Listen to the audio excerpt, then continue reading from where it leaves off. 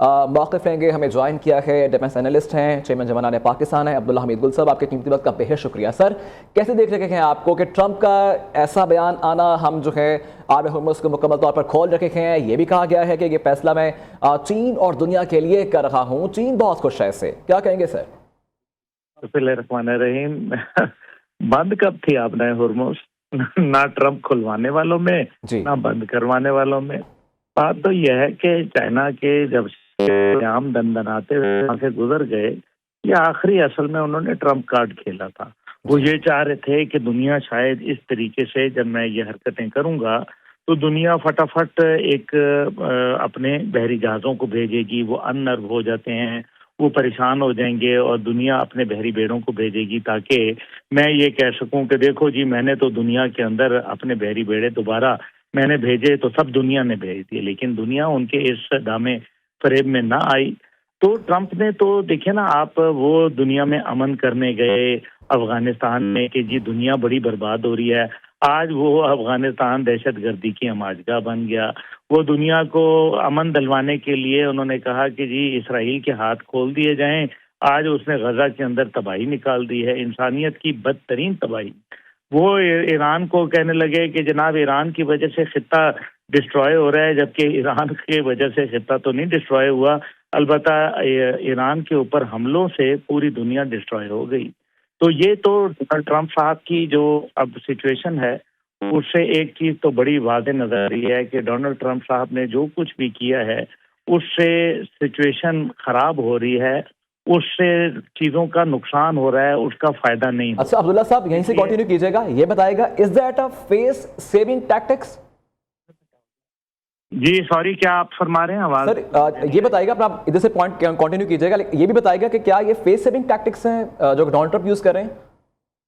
ये face saving tactics भी हैं। वो इस्लामाबाद आने से पहले ये कोशिश कर रहे हैं कि दुनिया को कुछ दिखाया जा सके, बजाय इसके कि ये एक्ट साइन हो जाए और उसके बाद वो जब ये चीज़ें करेंगे तो लगेगा कि वो दबाव में आके किए है।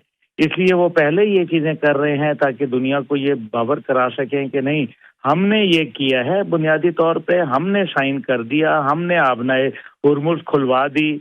अब वो यही कहेंगे ना कि जी आपको पता है, वो तो हर किस्म का क्रेडिट लेने के लिए तैयार हैं। उनको झूठ सच से कोई परवाह नहीं है, वो अपने मियाँ मिट्ठू बनने के लिए मशहूर हैं। बहरहाल अगर हुर्मुज़ पे उन्होंने खुलवाने में नाकाम रहे ईरान के हाथों, क्योंकि चीन ने बड़ा वादे कह दिया। एडमिरल डोंग जो कि उनके दिफा के मिनिस्टर हैं, उन्होंने 2 दिन कबल जो बयान दिया था कि अपना हुर्मुज़ ईरान के कंट्रोल में है, ये बात उन्होंने बोल दी थी और हमने ये देखा भी।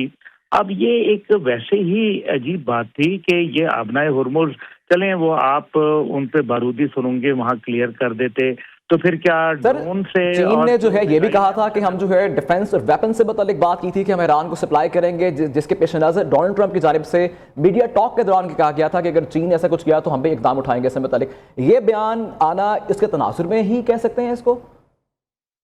मेरा ख्याल है कि ये सारी चीज़ें अब एक देखें, जब सुपर पावर कमज़ोर हो रही होती है ना, तो होती तो वो सुपर पावर है लेकिन फिर वो अपने बयान बदलती है, अपनी ताकत को जो इस्तेमाल करने की कोशिश करती है और जब वो नाकाम हो जाती है तो फिर वो उसका कोई दूसरा पैंतरा बदलती है। यही वजह है कि डोनाल्ड ट्रंप मुस्तकिल अपने बयान तब्दील करते चले जा रहे हैं, जिससे मासवाए दुनिया में उनकी आबाद को हल्के तौर पर लिया जा रहा है। यूरोप उनसे दूर हो चुका और बाकी ममालिक उनसे दूर हो रहे हैं। यूएई की लीडरशिप वहां जाके पहुंच गई चाइना, और वहां चाइना के ने एक 4 नुकाती फार्मूला पेश कर दिया। अब दुनिया जो है वो चाइना की निगाहों से चल रही है, पाकिस्तान में उसका किरदार मजबूत तर हो रहा है। याद रखिए, आज मैं आप पाकिस्तानियों के इस न्यूज चैनल को ये बताना चाहता हूँ, आप तैयार रहे, कारोबार आएगा। पाकिस्तान और ईरान के वीजे अब यही कारोबार है, दुनिया के वीजे अब पाकिस्तान के लिए लोग लेने के लिए तैयार खड़े होंगे कि कोई हमें ईरान भिजवा दो, कोई पाकिस्तान भिजवा दो। वीजे नहीं मिलने लगे इंशाल्लाह ताला। पाकिस्तान को बड़ी अल्लाह ने इज्जत दी है और मेरे ख्याल है कि जिस तरीके से सोवियत यूनियन का कलैप्स हुआ था, 15 इस्लाम जो रियासतें बनी थी, 6 इस्लामी रियासतें बनी थी, अल्लाह ने ये पाकिस्तान को इज्जत बख्शी थी। اب اس ٹائم پہ بھی ایک سپر پاور کا جنازہ اٹھ رہا تھا اور آج بھی ایک سپر پاور کا جنازہ اٹھنے کو ہے. نتیجہ یہ نکلے گا کہ دنیا میں ایک نئے نقشے بھی تبدیل ہوں گے, دنیا کے اندر طاقت کے محور تبدیل ہوں گے, اور آپ دیکھیں کہ ایک نیا سیکیورٹی ایپریٹس سامنے آ رہا ہے. اور پھر ایران نے بڑا واضح بتا دیا ہے کہ جو ان کی ریجنل طاقتیں ہیں, جس کے اندر لبنان شامل ہے, دیگر ممالک ہیں, وہ ان کو تنہا نہ چھوڑے گا, نہ چھوڑنا چاہتا ہے, اور یہ ان کی ریڈ لائن ہے. باقی نیوکلیئر کی جہاں تک بات ہے, نیوکلیئر کے حوالے سے کیا ایران بڑا واضح ہے, وہ کہتا ہے کہ جی ہم اپنا نیوکلیئر جو فسائل مٹیریل ہے اس کو کسی تیسرے ملک میں یا امریکہ کے حوالے نہیں کر سکتے. ہاں البتہ آپ نے انسپیکٹر بھیجنے ہیں, آپ نے اس کے اوپر کوئی میکینزم بنانا ہے, بسم اللہ ضرور بھیجیں, لیکن ہم تیسرے ملک میں اگر بھیجیں گے یا امریکہ کو تو یہ ہماری خود مختاری اور آزادی کو جو ہے وہ اس کو قبول نہیں ہوگا.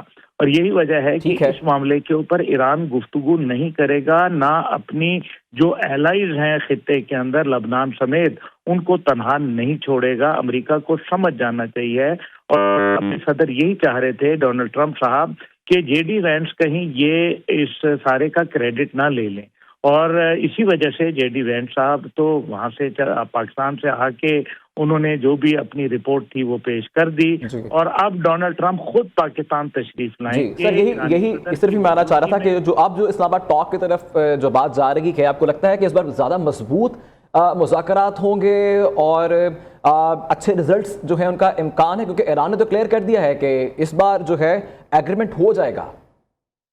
جی انشاءاللہ تعالی مجھے پوری امید ہے. اب میں یہ پہلے ہی ٹاکس کا تسلسل تھا, یہ کوئی دوسری ٹاکس نہیں ہے, یہ راؤنڈ نہیں ہے, یہ راؤنڈ 1 ہی ہے جن کے اندر باتیں طے ہو چکی.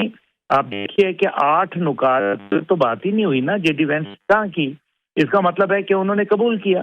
ہاں اب ایرانی لیڈرشپ یہ کہتی ہے کہ جی جو آپ نے ہمارا نقصان کیا ہے اس کا ازالہ آپ کریں, کیونکہ یہ جنگ تو یہ پورا خطہ پرامن تھا نا, کوئی تکلیف تو نہیں تھی. اس کو نقصان کس نے پہنچایا؟